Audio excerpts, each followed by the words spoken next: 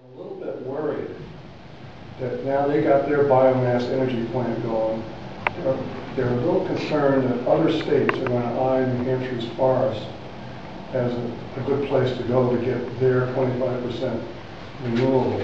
And so, we need to be a little careful. So, it sort of reminds me of what we went through in the 70s when all of a sudden wood was the answer, and then all you do the study, wood wasn't going to work in New Hampshire. So it's just something to throw out there for further scrutiny. Well, I think we would probably all support the importance of continuing to support the forest legacy program and our forests in any number of other ways.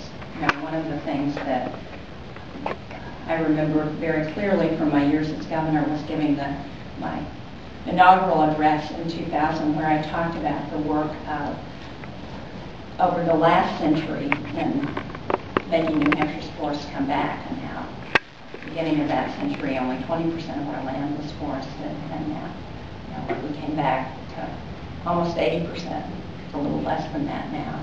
But just the significance of that and how the Forest Society and other citizens in the state made that possible. And I think that's a wonderful success story and something that we should all be proud of. And a place where, again, for lots of other important reasons, the federal government also has a role to play.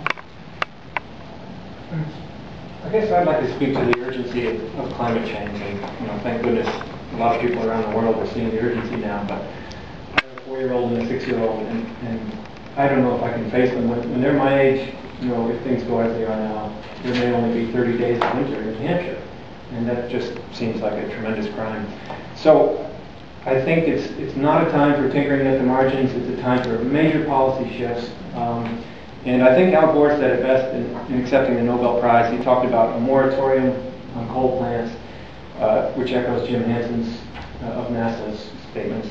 He talked about not just cap and trade on carbon, but cap and reduce. Got to be reduced. He talked about a carbon tax, which of course most people are afraid to talk about. But I think these are the kinds of things that might actually cause a paradigm shift, which is what we need. Essentially, we need to drive up the cost of carbon-based fuels, and that will make renewables competitive. I'll piggyback on Bob and just say that I don't think, because we're hearing a lot about the global debate and global policy this week on global warming issues, but enough has been discussed and put out there in terms of the true cost of global warming.